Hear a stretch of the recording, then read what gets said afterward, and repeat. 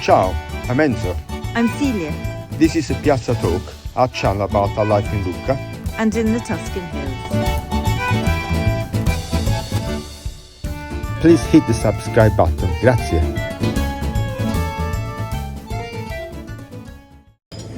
Ciao a tutti. Buona giornata a tutti.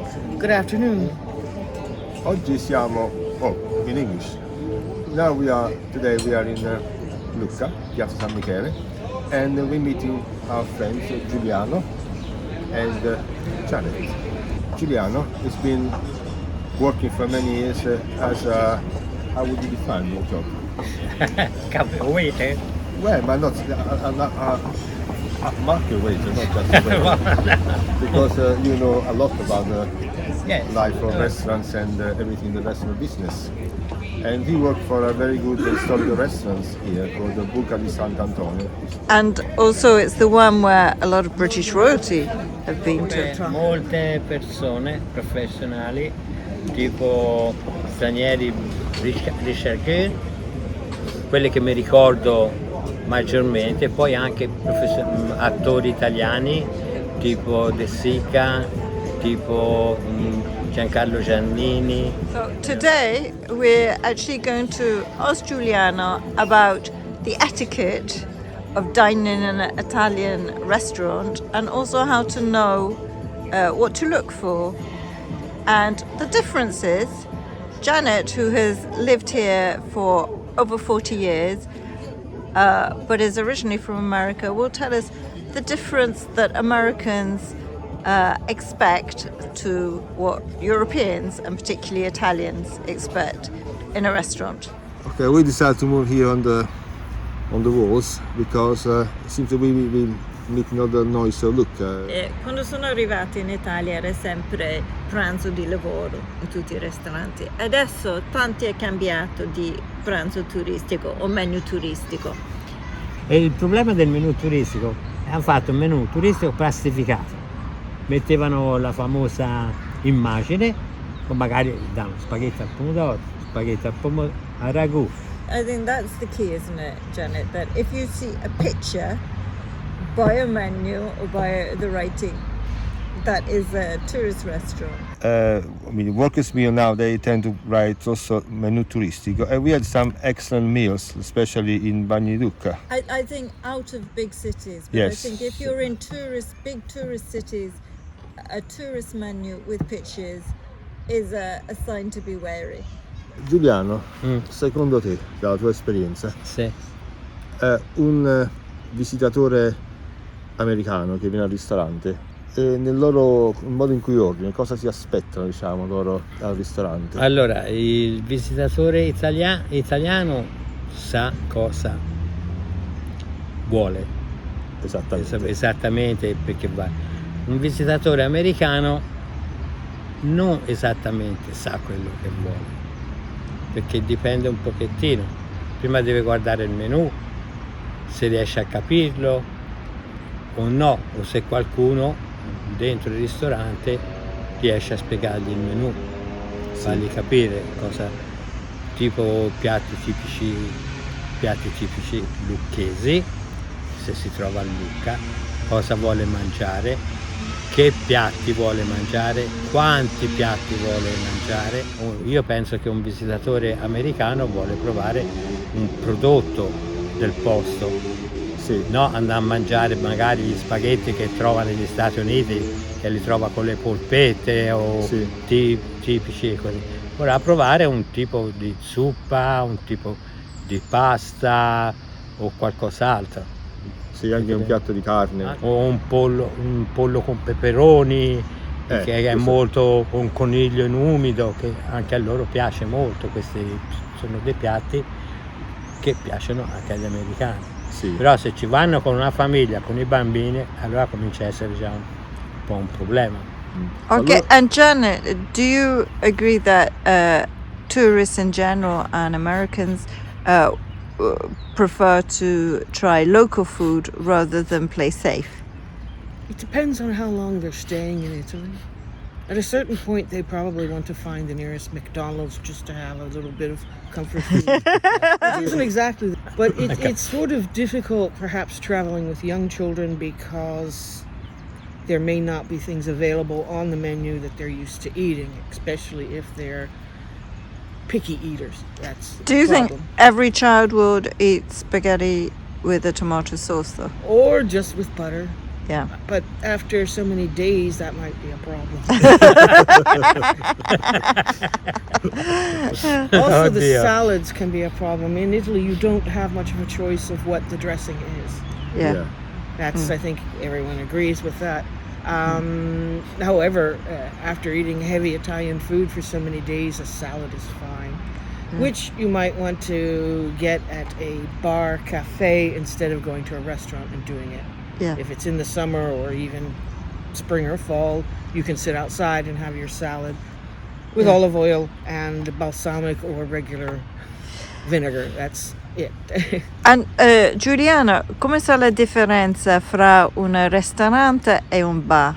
Perché tanti bar fanno anche mangiare adesso. Ma è giusto, giustamente, è una bella differenza, perché un bar normalmente dona del cibo precotto, non è che lo fanno loro, perché tanti bar non possono avere la cucina, non ce l'hanno, perciò si ingegnano in altri modi, dove c'è una catena che prepara catering, esatto, che prepara del mangiare sia dei primi piatti che dei secondi piatti, le porta a questi bar, scaldano questo mangiare che è un mangiare precotto, perciò devono avvisare il cliente che questo cibo è un cibo precotto. Ma il bar comunque è bello per altre cose. Fare un caffè o un un aperitivo, queste insalate che fanno queste belle di insalate col tonno, uova, olive, fanno mais. È una bella cosa averla lì, a quella la mangerei. Sì. Come Infatti io. we do. Giuliano, dimmi una cosa. Un italiano che viene al ristorante, che cosa ordina? E anche un americano cosa ordina? Un italiano in genere ordina C'è un turista, diciamo più che altro, un visitatore. Sì, un menù completo. Ora come ora non tutti gli italiani quando vanno nei ristoranti mangiano antipasto primo e secondo, magari possono prendere un antipasto, lo dividono in due, o un secondo per uno o un primo. Perché non è più come una volta che uno andava al ristorante, prendeva antipasto, primo, secondo, dolce, caffè. Contorno. E contorno, sì, a volte. Ora come ora magari i secondi sono già completi di contorno. Anche questa è una cosa che confonde tanti turisti, che le verdure sono contorno, sono che cosa a parte. Tanti ristoranti fanno incluso il secondo. Già completo di contorno. Questo diciamo è un cambiamento rispetto a tanti anni fa. Sì, molto. Il secondo e il contorno. Molto perché si sono resi conto che sia il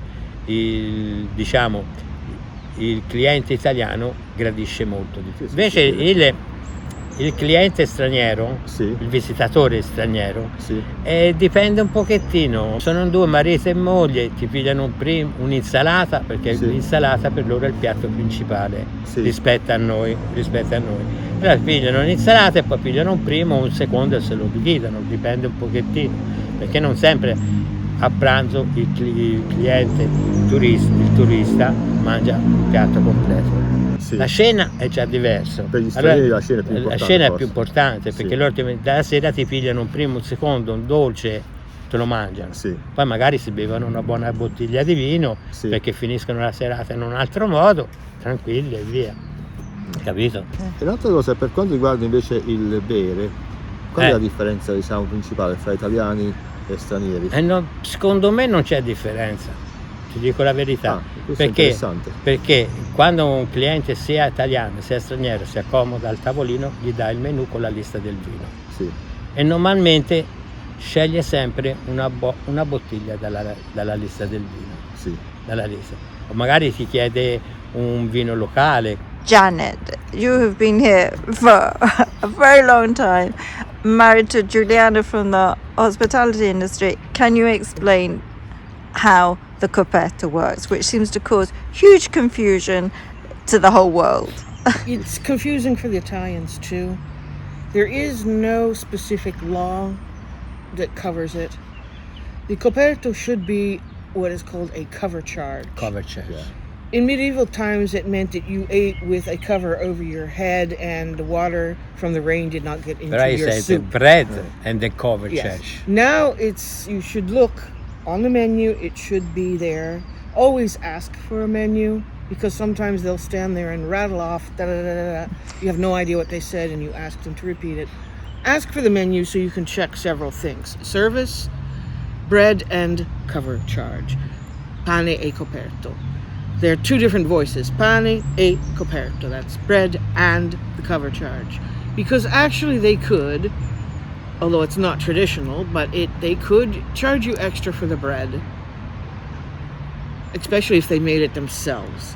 In some cities, they're not allowed to put the cover charge. In some cities, they're not allowed to put the service, which would be the tip.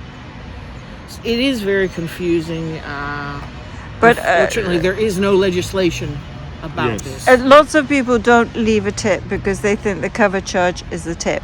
Now, No, how the do you cover feel charge is not the tip. The cover charge should be the ambience, the tablecloth, that you get a clean glass, basically the table setting, and the atmosphere around you. so should people leave a tip as well? Though it's Now, not you're as common. asking someone whose husband worked. You actually expect me to say that it is up to you. It's changing. It used to be that they had a fixed contract, and the tips were extra. Now it's gone back to being that the tip helps pay the waiter. They've gone back a step instead of going further. So it's more like the system in America now. Not quite that, but it's getting close. You have to understand that here in Italy, being a waiter is a profession, or it was a profession. And it's much more highly trained than Yes, other parts there of are the high world. schools that for the vocational part of their high school, they learn how to do the service industry, also working in hotels, working in bars. And actually, Wherever you you are. graduate from high school With a diploma, with a yes. qualification that then leads you to a career either as a cook or in the kitchen Yes, or yes. in the service Yes. part of the industry. Although it's no longer, these people are trained, so they cost the restaurant more. And we'll have to see as time goes by which is going to win out, which type of qualified service or someone who just brings your plate. So is it important, should you add your tip to your credit card or should you give your tip directly to the waiter? I'll tell you what we do. We give the tip directly to the waiter for two reasons. One, we have no idea if the owner of the restaurant actually divides the tip with the people. And the second reason is the owner of the restaurant actually pays taxes on the tip. So for both ways, we don't add it. Yeah. We leave, if you only have a few euro, we'll leave a few euro. It doesn't have to be, what is it in the States now, 25%, something like that. No, you don't have to leave that much, just to show an appreciation. Although pennies might not be nice. But it's also how you feel you were treated. Yeah. Senti un'altra cosa, Gianni, volevo chiederti, ma per quanto riguarda l'orario, in particolar modo della cena, ma anche del pranzo, che differenza c'è fra italiani e stranieri, in particolar modo americani? Allora, l'orario per l'italiano comincia da mezzogiorno e mezzo. E questo bisognerebbe anche andare addietro a questa Sì. perché una volta il ristorante apriva a mezzogiorno e mezzo, chiudeva alle 2:30, riapriva alle 7:30 e andava fino verso le 10. Ora con questa evoluzione degli stranieri che ci sono, che loro mangiano a tutte le ore nel loro paese, che purtroppo è la realtà, venendo nel nostro paese, in Italia, sono abituati a mangiare a tutte le ore e Sì. loro potrebbero anche a mezzogiorno arrivare, possono arrivare anche alle 2:30, un quarto alle 3, alle 3. No, ora non c'è più, cioè il locale diceva apre a mezzogiorno e chiude alle 3:30. Janet, do you think that a tourist should fit in with the times here or restaurants should become more elastic? The restaurants already have become more elastic. An idea of how, let's say, touristic a restaurant might be is that they serve almost all hours. The Italian restaurants had certain hours because there was no air conditioning, for one thing. And everything, even the stores, the shops, closed at 1 o'clock. Then the people would go at 1 o'clock and eat. They'd rest up until 3:30 or 4, and then everything would reopen again. With air conditioning, things have changed. This is a revolution, let's say, that goes beyond tourism, no tourism. That's how it is. Things are now open.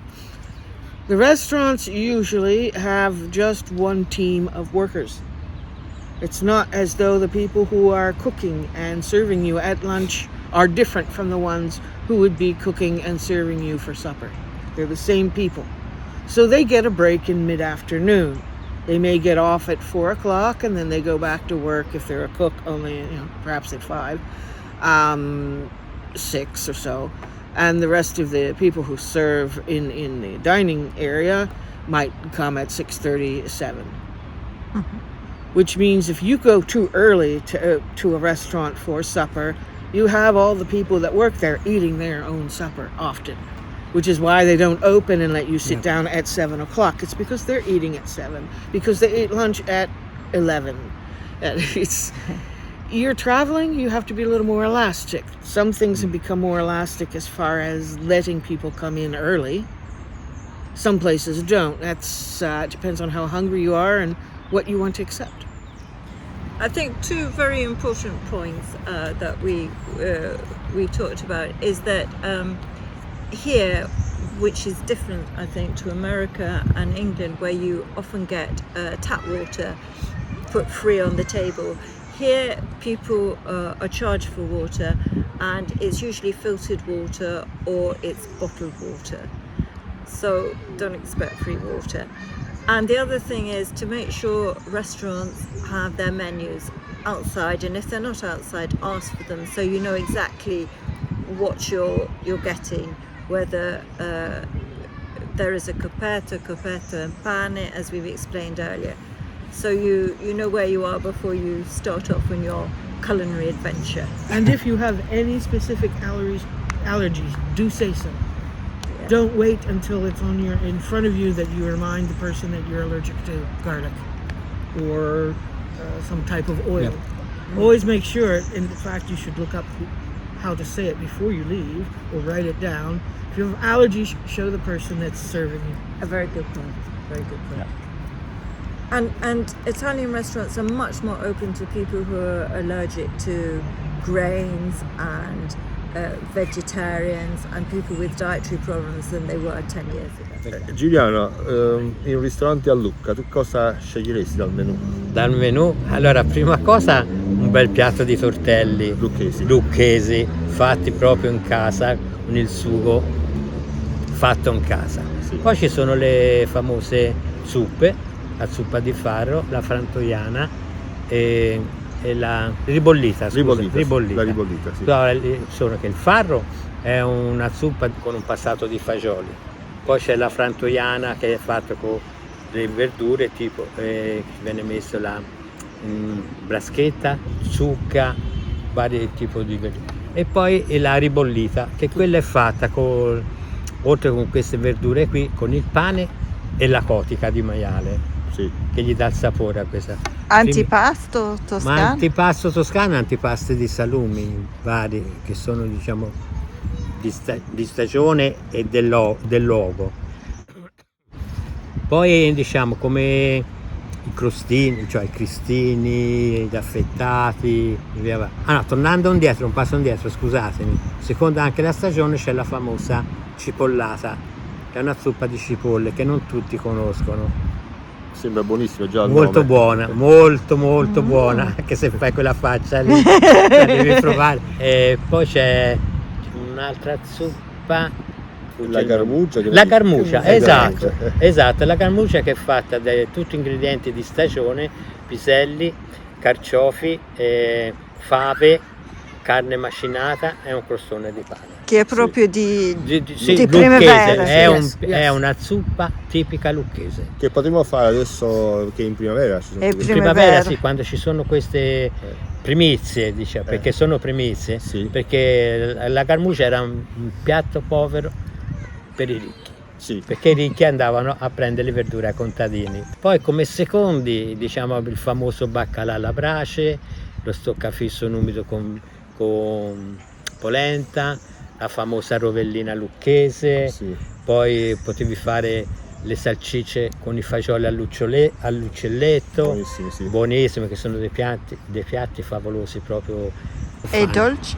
E i dolci sono le famose torte con i becchi, o bischeri chiamati, tipo la torta di verdure, torta al cioccolato, sono le più classiche. Sì. Poi sono venuto a fare la torta d'amaretto e a Lucca c'è anche il famoso buccellato, che è un dolce soffice fatto di chicchi d'anice e uvetta. Che è buonissimo, sempre È più favoloso. So, I hope you've enjoyed this little look at Italian restaurant etiquette and how an Italian menu works and what it means to eat in a good Italian restaurant and also in just a trattoria, depending on what you're looking for. And so we thank Giuliano very much, who has worked in the industry for so long and is Lucchese doc going back however many millions of generations, and Janet, who came here before any other expats came here and is now a Lucchese. So thank you both very much. If you enjoy our videos, please leave a like and subscribe. It helps us enormously with the YouTube algorithm. Thank you so much.